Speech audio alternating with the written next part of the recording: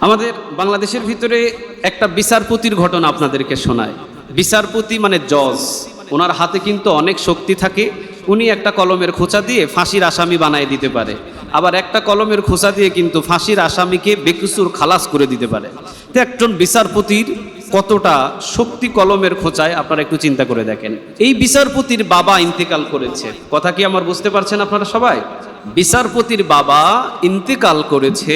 এই জানাজার নামাজ পড়ানোর জন্য হাজার হাজার মানুষ সেখানে উপস্থিত হয়েছে। যেহেতু জজ সাহেবের বাবা ইন্তেকাল করেছে, এখানে হাজার মানুষ উপস্থিত হয়েছে। যখন জানাজার নামাজ শুরু হলো, আল্লাহু আকবার বলে যখন তাকবিরি দেওয়া শুরু হলো, প্রথম তাকবিরেই জজ এই ছেলেটা বাবার জানাজার নামাজের প্রথম তাকবিরেই হাওমাও করে কান্না শুরু করেছে। দ্বিতীয় তাকবিরে আরো জোরে কান্না শুরু করেছে। তৃতীয় তাকবিরে আরো জোরে বিকটভাবে আওয়াজ শুরু করেছে। তৃতীয় তাকবিরে দাঁড়িয়ে থাকতে পারে নাই, বসে গেছে কান্না। এখন সমস্ত জানাজার মানুষগুলো তো চিন্তা করেছে, বাপ যেহেতু বাবা মারা যাচ্ছে, তো ছেলে তো কাঁদতেই পারে, ছেলে অনেক কান্না শুরু করেছে, তো ছেলেটা তো কাঁদতেই পারে, এটা স্বাভাবিক। তো ইমাম সাহেব তাড়াতাড়ি করে এসে ছেলের মাথায় হাত দিয়ে, মানে জজ সাহেবের মাথায় হাত দিয়ে বলছে, সবার বাবাকেই একদিন বিদায় নিতে হয়, সবার বাবাই একদিন চলে যাবে, অতএব আপনি তার জন্য দোয়া করুন। জজ সাহেব এবারে দাঁড়িয়ে বলছেন, বাবা তো বিদায় নিবে 100%, আমি তো বাবাকে ধরে রাখতে পারবো না, কিন্তু সেজন্য তো আমি কান্না করছি না। আমি কান্না করছি ওই জায়গায় যেখানে আমার বাবা কোটি কোটি টাকা খরচ করে আমাকে দেশ বিদেশ থেকে সার্টিফিকেট অর্জন করে এমন একটা জায়গায় চাকরি আমি করি, যেখানে আমার কলমের খোঁচায় কাউকে ফাঁসির আসামি বানাই, কাউকে বেকসুর খালাস করে ফেলি। এত বড় শিক্ষিত করার পরেও আজকে আমার বাবার মৃত্যুর খাটিয়ার পাশে আমি একটা দোয়া আমি বাবার জন্য করতে পারি নাই। এই শিক্ষার আমার লাভ কি? এই শিক্ষা আমার প্রয়োজন কি ছিল? যেই বাবা আমাকে দেশ বিদেশে এত টাকা খরচ করে আমাকে এত সার্টিফিকেট অর্জন করালো, সেই বাবার লাশের পাশে আমি সন্তান হয়ে একটা দোয়া করতে পারলাম না, তো এই সার্টিফিকেটের আমার কিসের মূল্য? আমি এই দুঃখটা নিয়ে আজকে কান্না করছি। এটা হলো একজন জজ সাহেবের কথা আপনাদেরকে শোনালাম। সে দেশে বিদেশে ঘুরে ঘুরে তার বাবা অনেক সার্টিফিকেট তাকে অর্জন করিয়েছেন, কিন্তু বাবার মৃত্যুর সময় একটা দোয়া সে পড়তে পারে নাই। আর আপনাদেরকে পাকিস্তান করাচির একটা ঘটনা শোনাই। পাকিস্তান করাচিতে 3 ছেলে আলেম এবং 3 ছেলে কোরআনের হাফেজ। ছেলে কয়টা বলেন তো দেখি? 3টা। আমার কথা বুঝতে তো আপনাদের কষ্ট হচ্ছে না? 3টা ছেলে করাচির, 3 ছেলে মা বাবার কোরআনের হাফেজ এবং বড় আলেম। মা এবং বাবা বৃদ্ধ হয়েছে। ছোট ছেলে আদালতে মামলা করেছে মা বাবার বিরুদ্ধে, কোরআনের কিন্তু হাফেজ এবং কিন্তু সে একজন আলেম, কিন্তু আদালতে মা বাবার বিরুদ্ধে কি করছে বলেন? মামলা করছে। ছোট ছেলে যখন মামলা করেছে মা বাবার বিরুদ্ধে, মেজো ছেলে ওই আদালতে আবার মা বাবার বিরুদ্ধে মামলা করছে। তাহলে মা বাবার বিরুদ্ধে মামলা হলো কয়টা? 2টা।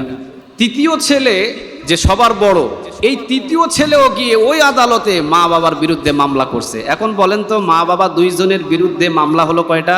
ছেলে কয়জন? 3 জন। মামলা কয়টা? 3টা। আমি একটু চেষ্টা করি মেমোরিতে কথাগুলো ঢোকানোর জন্য, এই জন্য আপনাদেরকে কিছু কিছু কথা উচ্চারণ করাই। মা এবং বাবা 2 জন, কিন্তু তাদের বিরুদ্ধে নিজের সন্তান মামলা করেছে কয়টা? 3টা। মামলাটা কি শুনেন তাহলে। প্রথম সন্তানের মামলাটা হলো, আমি আমার মা বাবার ছোট সন্তান, আমি দুনিয়াতে এসেছি সবার পরে, আমি আমার মা বাবার খেদমত সময় মতো আমি করতে পারি নাই, কারণ আমার মেজো ভাই আমার বড় ভাই সবার আগে দুনিয়াতে আসছে, ওরা আগে আমার মা বাবার খেদমত করে ফেলেছে। আমি যেহেতু ছোট সন্তান, এই জন্য আমি আমার মা বাবার মৃত্যু পর্যন্ত আমার ঘরে রাখতে চাই। সুবহানাল্লাহ বলেন। মা বাবাকে খাওয়ানোর জন্য মামলা করছে, মা বাবাকে খেদমত করানোর জন্য মামলা করছে। মা বাবাকে ছোট সন্তানের ঘরেই থাকতে হবে, কোনো সন্তান তাদেরকে নিয়ে যেতে পারবে না, এই জন্য ছোট সন্তান মামলা করছে। মেজো ছেলে কি বলে মামলা করছে দেখেন। মেজো ছেলে মামলা করেছে, আমি একজন হার্টের রোগী, যে কোনো সময় আমি স্ট্রোক করতে পারি, যে কোনো সময় আমি মারা যেতে পারি, যে কোনো সময় আমি দুনিয়া থেকে চলে যেতে পারি, কাজেই আমি হার্টের রোগী হিসাবে আমার মা এবং বাবাকে আমার কাছে রাখা হোক, আমার মা বাবাকে মৃত্যু পর্যন্ত একটু খেদমত করে আমি আল্লাহর কাছে জান্নাতের ক্রয় করতে চাই। এটা হলো মেজো ছেলের মামলা। আমি হার্টের রোগী, আমার মা বাবাকে আমার কাছে রাখা হোক, যে কোনো সময় আমি দুনিয়া থেকে চলে যেতে পারি, অতএব আমি আমার মা বাবার খেদমত করে আমি আল্লাহর জান্নাতে সহজভাবে চলে যেতে চাই। আলহামদুলিল্লাহ বলেন। এটা হলো মেজো ছেলের মামলা।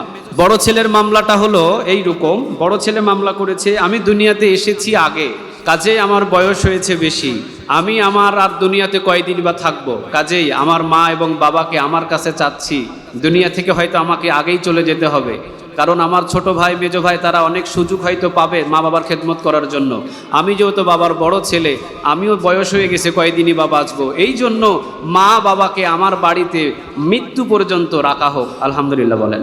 এখন আপনারা একটা জিনিস চিন্তা করেন, একজন বিচারপতি মা বাবার খাটিয়ার পাশে দাঁড়িয়ে দোয়া একটা করতে পারলো না দুনিয়াবি শিক্ষা দেওয়ার জন্য, আর একজন করাচির ঘটনায় 3 জন সন্তান কোরআনের হাফেজ এবং আলেম বানানোর জন্য আদালতে গিয়ে মামলা করে মা বাবাকে খাওয়ানোর জন্য। রাসূলের একটি হাদিস আছে, হাদিসটা হলো রাসূল সাল্লাল্লাহু আলাইহি ওয়াসাল্লাম বলছেন, কোনো মা এবং কোনো বাবার কবরের পাশে যদি কোনো সন্তান দাঁড়িয়ে মাছির মাথা পরিমাণ, মাছির মাথা তো বুঝেন আপনারা, মাছি চিনেন না, মাছি, মৌমাছি বা এই মাছিগুলো চিনেন না, মাছির মাথা পরিমাণ যদি চোখের কোণায় পানি আসে মা বাবার কবরের পাশে দাঁড়িয়ে, তো রাসূল বলেন আল্লাহ সুবহানাহু ওয়া তাআলা তার মা এবং বাবার কবরের আযাবগুলো মাফ করে দেয়। সেই শিক্ষাটা তো আমাদের দেওয়া দরকার। আল্লাহ যে বলেছেন ওয়াল্লাযীনা হুম লিআমানাতিহিম ওয়া আহদিহিম রাউন, তোমাদের আমানতগুলোকে খিয়ানত করো না, তোমাদের আমানত, এই সন্তানগুলো তোমাদের কাছে আমি আমানত দিয়েছি, এগুলোকে কখনো খিয়ানত করো না, এগুলোকে দ্বীনের কাজে লাগাও, এগুলোকে ইসলামের কাজে লাগাও।